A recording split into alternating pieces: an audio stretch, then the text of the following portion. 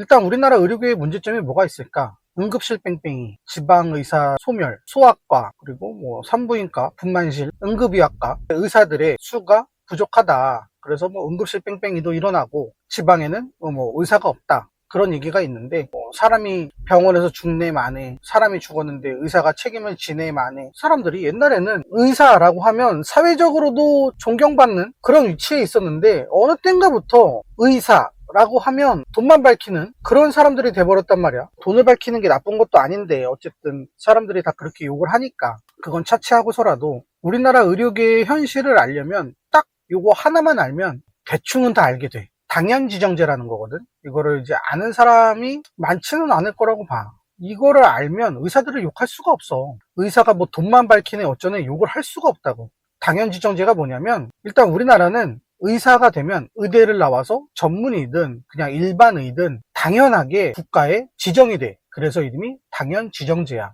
마치 준 공무원처럼 나라에서 의사들을 관리를 한단 말이야. 일반 조그만 병원이나 큰 대형 병원이나 대학병원이나 모든 병원을 다 가리지 않고 가격을 나라에서 정해줘. 그걸 의료 수가라고 하는 거야. 내가 병원에서 받는 모든 행위는 다 나라에서 그 가격이 정해져 있는 거야. 드레싱을 했다. 그건 얼마. 주사를 맞았다. 그것도 얼마. 큰 수술을 했다. 그것도 가격이 다 정해져 있어. 의사들은 개인 병원이든 대형 병원이든 개인 사업자들인데 가격을 마음대로 받을 수가 없는 거야. 더 높여서 받을 수도 없고 당연히 더 낮춰서 받을 수도 없어. 정해진 가격만큼만 받아야 되는 거야. 근데 이 의료수가라는 걸 누가 정하냐면 국민건강가입자 8명, 공익대표 8명, 의료계 대표 8명, 요 24명이 의료수가를 정하는 거야. 근데 8명이잖아? 건강가입자면 그냥 우리 일반 국민들이지. 일반 국민들은 당연히 돈을 적게 내고 싶어 해. 공익대표. 이름부터 공익이야.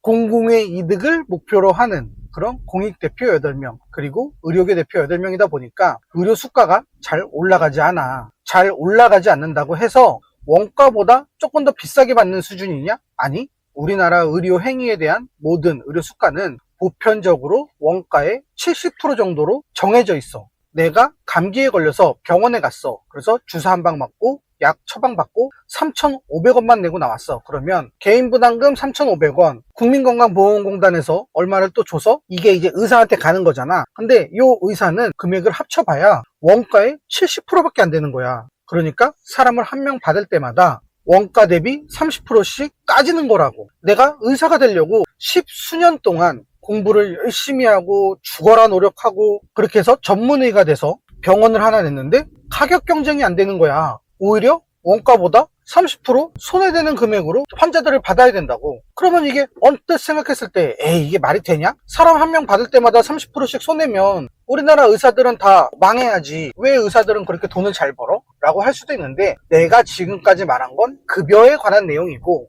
요 의료 수가라는 거는 급여 치료 항목에만 적용이 되는 거야. 그래서 의사들은 돈을 벌기 위해서 비급여 치료를 받도록 살짝 유도를 하기도 하지. 많이 유도를 해.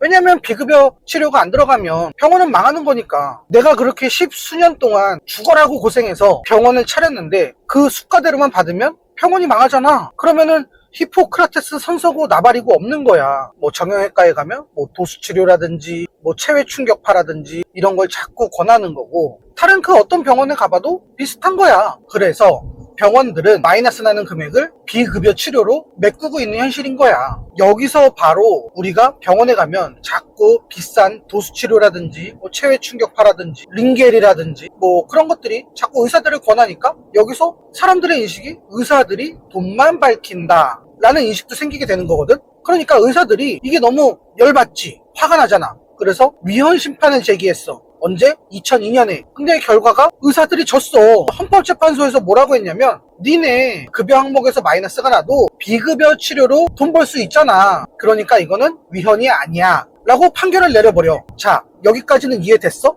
그러면 요 상황에서 우리나라가 지금 어때? 점점 신생아 수가 줄어들고 있잖아. 그러면 이 신생아 수가 급격하게 줄어드니까 당연히 그에 따른 학과, 개인 병원들, 소아과라든지 분만실이라든지 이런 데는 몇 명 못 받아, 손님을. 그래서 자꾸 문 닫는 데가 생기는 거야. 돈이 안 되니까. 의료 수가는 원가의 70%로 고정이 돼 있고 환자는 줄어들고, 그래서 그 병원들이 없어지는 거라고. 그러면은 그 병원에 있던 뭐 소아과 전문이라든지 산부인과 전문이라든지 이런 사람들은 어디 가서 뭐 하냐? 강남에서 피부과 하고 성형외과 하는 거야. 성형외과 전문 병원, 뭐 피부과 전문 병원이 아니라 그냥 땡땡땡 의원 하고 옆에 피부과, 성형외과 이렇게 돼 있는 그런 병원들 있잖아. 그런 병원을 하는 거라고. 왜냐? 거기는 그냥 일반의도 그런 병원은 열 수가 있거든. 그러니까 소아과 전문이라든지 산부인과 전문의 수가 부족한 게 아니라 그 면허를 갖고 있는 사람들이 동네에서, 강남에서 피부과나 성형외과나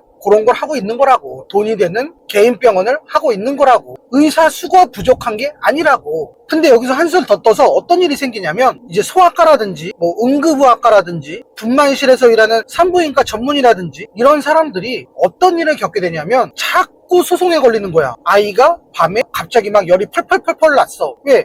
애들은 갑자기 많이 아프잖아. 나 뭐 이따가 아플 거야 라고 하고 아프는 게 아니잖아. 갑자기 아프잖아. 그러면 응급실로 간단 말이야. 응급실에 갔어. 그래서 거기서 뭔가 처치를 해줬어. 근데 열심히 했지만 의도가 그렇진 않았지만 부작용이 나왔다거나 심하면 애가 죽었다거나 그러면 소송에 걸려. 멀쩡하던 애가 병원에 갔는데 애가 장애가 생겼다, 애가 죽었다, 그러니까 몇 억을 배상해라. 이런 의사들이 계속 늘어난다고. 아니 그러면 그 사람들은 그 일을 못하지. 나 같아도 그 일 안 해. 내가 회사에서 어떤 일을 하는데 이번 프로젝트가 10억짜리야. 근데 나는 최선을 다했지만 그 프로젝트가 실패가 됐어. 어떻게 잘 안 됐어. 그러면 내가 그 회사에다가 배상을 해주래, 나보고. 그러면 내가 그 프로젝트를 맡냐? 안 맡지. 똑같은 거야 이것도. 누가 그 환자를 맡아. 어떤 사람이 응급실에 들어왔어. 뭐 심정지가 와서 응급실에 들어왔어. 그래서 그 응급의학과 의사가 걔를 막 심폐소생술을 막 했어. 심폐소생술을 하다 보니까 갈비뼈가 한 2개가 나갔어. 나갈 수밖에 없거든? 심폐소생술을 제대로 하면 갈비뼈가 부러질 수밖에 없다고. 근데 그 갈비뼈 부러졌다고 소송을 걸어. 물에 빠진 놈 건져내줬더니 기껏 나와서 보따리 내놓으라는 거야. 그러면 나는 다시는 심폐소생술 못하지. 왜냐? 심폐소생술을 하면 갈비뼈가 부러지거든. 내가 심폐소생술을 해서 심정지 환자 1명을 살릴 때마다 배상을 해줘야 된다라고 생각을 하면 그 짓 누가 하냐고. 이거 지뢰찾기 아니냐? 근데 판사들이 그따위로 판결을 내려버렸다고. 판례가 그렇게 짜여져 있으니까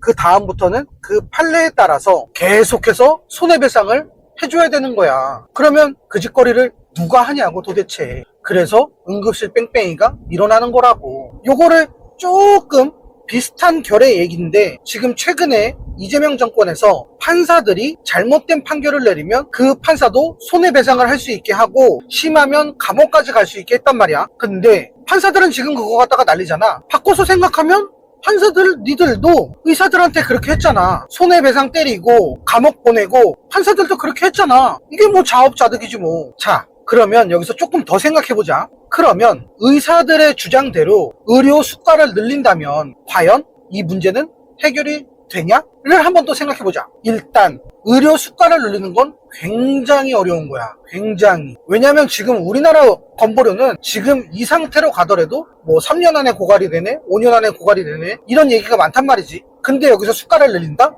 그러면 건보료가 더 빨리 고갈이 되겠지. 건보료가 고갈이 되면 둘 중에 하나거든. 국민들이 내는 의료비용이 굉장히 올라가서 우리나라도 미국처럼 국민의료보험 없이 다 개인보험을 들어야 된단 말이야. 근데 그 개인보험이 국가가 운영하는 의료보험보다 당연히 비싸겠지. 그러면 우리 부담이 커진단 말이야. 그런 거를 들 여력이 안 되는 사람들은 정말로 수술을 못해서 죽는 그런 경우가 허다하게 발생을 할 수도 있는 거야.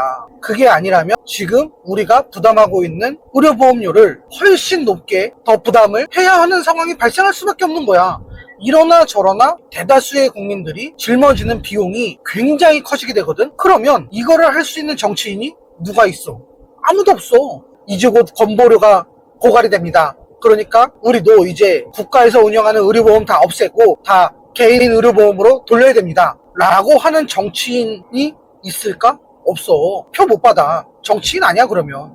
그냥 백수가 되는 거라고. 지금 정치인들이 과연 이런 걸 모를까? 나도 하는데 이런 걸 모를까? 당연히 알지. 근데 말을 못 하는 거야. 할 수가 없는 거야. 왜? 방법이 없거든. 그래서 못 한다.